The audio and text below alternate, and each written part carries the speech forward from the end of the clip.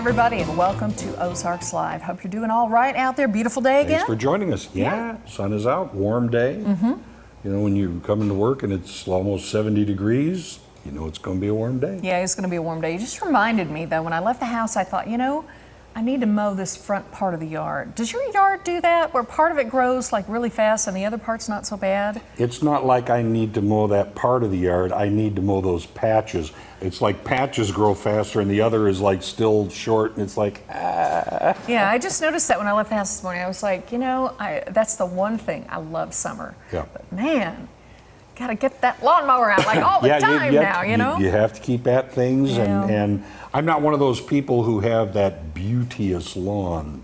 No beauteous lawn No, for you? it's like it's all different things that grow there, but see, the definition of a weed is something that grows where you don't want it to grow. Okay. So if it's growing over there and it's green, it's not a weed, that's part of my lawn. Yeah, And it's just part of the grass. so it's like I mow it and you guys are on your own. It's going to rain, you'll grow. It doesn't, you won't. So. I have some neighbors who do the thing where they do the patterns in their lawn. Yeah. You know, and I don't know cool. how in the world anybody does that. They have books on how to sure do it. they And do. you can, you know, lay it out with, I'm sure you could, like with GPS and everything. YouTube videos or something that'll tell you how to do that, but I'm like, look, Yeah. I don't work that hard. I just want it to where it doesn't look shaggy. Yeah, I'm Anyway. always going, did I mow down that line yet or not? Cause I know, you can't see. Yes. I know. So anyway, yeah, I'll have to do that when I get home. Give me some exercise, never a bad thing on a day like this, so.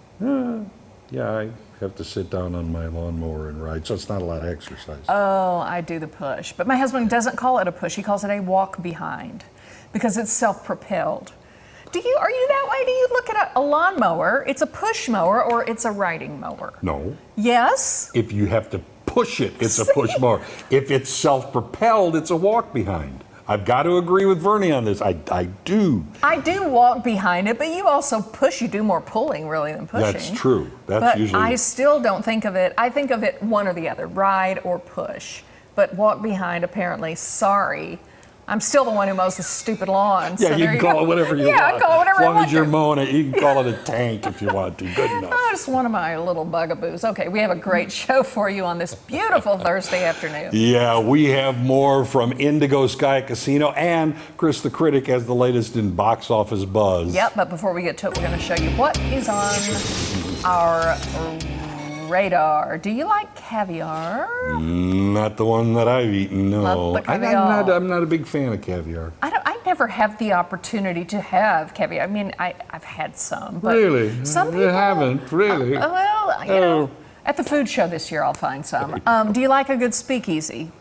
Well, who I doesn't? mean, hello, Yeah. who doesn't? Okay. Yeah. There is a secret sort of exclusive place that only people in the know about where they can get their caviar on. So it's a little bit of both. It's a Really? caviar speakeasy, okay? Oh. Yeah, check out Huso. Seriously, this is it. A teeny tiny hidden away caviar speakeasy. It is located on New York City's Upper West Side. I'm sorry, Upper East Side. Of course it's the Upper East Side. Yeah. Moving on up to the East Side, yes. It's very small, 12 seats.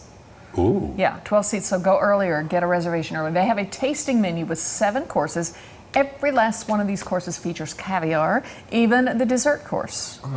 The chef is named Buddha Lo, and Lo says the whole point here is to show customers how versatile caviar is. Yeah. We can put it on this plate and that plate and on this hot dog looking thing. You can do caviar flights. You can experience caviar atop a fried chicken oyster. You can have caviar spiked potato salad, even a dessert honey cake crowned with, yes, some type of caviar. So just so you know, and there it is, there's the dessert. It's a pretty little thing, isn't it? If you can find it. They are open for lunch and dinner. The tasting menu is going to set you back about $200. Again, Really? that's the dessert. Now this is one of those things where my husband would be like, $200 and I have to look for it? Are you kidding? It better have an act. It better, no kidding. Park your car, have an act. Yeah, it's one of those fancy places where you get a little tiny spoonful and it's like, yeah. Well, and when you say people on that, first of all, people, you know, in the know where this place is. And then I want to ask now, do you have a password to get in? That's what a speakeasy was. I know, you but had to give the secret code to get in there. I'm thinking that this place is calling itself a speakeasy because Yeah. it's really small Yeah. and it's hard to get into, because I found like all sorts of stuff on the web about it. So it's not like it's a big secret.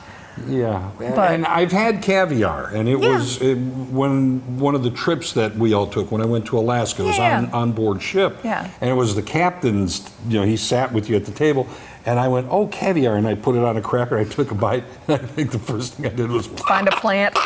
Yeah. it's fish eggs. Yeah. And it tasted like fish eggs. Now I like salty. I I don't like mind salty that. And too. Don't get me wrong. a little bite with some cream cheese or something, and some of that is I one just thing. But people live for Yes, this they do. stuff, And I figured if it's where the captain is seated, it's probably not buck 280 caviar. It's probably No. some expensive stuff. It's not the $2 Chuck caviar. I didn't care for it too much. Okay, so we won't be putting your name down for a reservation at the speakeasy. Probably not. Okay, all I'll right. go We to got the an hamburger extra. joint next door. There you go. Me too. I'm in. Now, if you're not spending your money on caviar and you're saving up for one of your own, you can get your children in the electric driving mode with their very own Tesla. Oh, come on. Yep. It is the Mini Model S. Oh. Yeah, it's the only battery-powered ride for kids powered by lithium-ion technology. The batteries are designed to give the best performance possible with a lower impact on the environment. Speed, you got it. And it can be easily changed from a blistering 6 miles per hour to a parent-limited 3 miles per hour with a flip of a switch. And so the kids won't feel left out of the total Tesla experience. The Model S for kids comes equipped with high-end features, including forward, reverse driving, an MP3 sound system, a frunk. Do you know what a frunk is? Front trunk. That's it. Oh, That's it. okay. I had to stop and I had to think that frunk. through, but okay. Yeah, working headlights and a horn. You can find it in red metallic, deep blue metallic, midnight silver metallic, and solid white. Price about $600. That's cute. That's really cute. Yeah. I will say, our kids had the Barbie Jeep. Oh, did they? Now, here's the thing with the Barbie Jeep. It costs significantly less than I'm sure. You could fit both of them in it. And their little dolls in the back and whatnot. But they had the best time with that Barbie Jeep. And that is a weird feeling to watch, like your 3-year-old or your 4-year-old take off with the 1-year-old in the Barbie Jeep. You're just like, oh, and kind of chasing them down. And then they got real used to it. I'd be worried about letting AJ go anywhere, even if she wasn't driving. Ellen was driving. Yes, Ellen was driving, but AJ is probably the one that was hitting the mailboxes with baseball bats. I hope she's home and heard you say that. Oh my gosh, that was so cute. I think one of the best posts I ever had on Facebook was I saw one of those Barbie Jeeps, and it was up on blocks, and I just took a snapshot, and we live in a tough neighborhood.